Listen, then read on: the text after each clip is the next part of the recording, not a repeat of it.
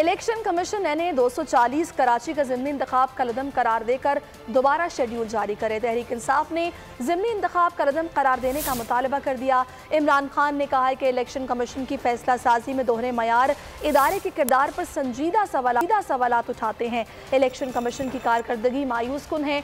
Election commission साफ और शफाफ इंतखाब के इनेकाद में नाकाम रहा।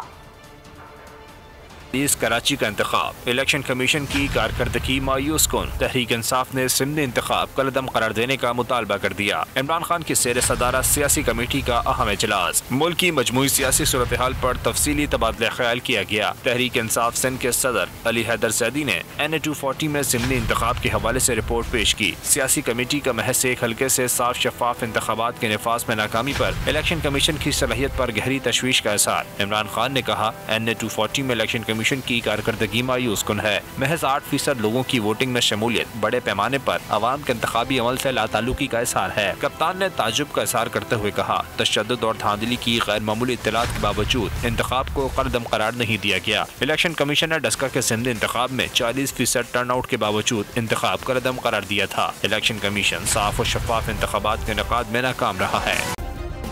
सब्सक्राइब करें और बेल दबाएं ताकि कोई खबर रह न जाए।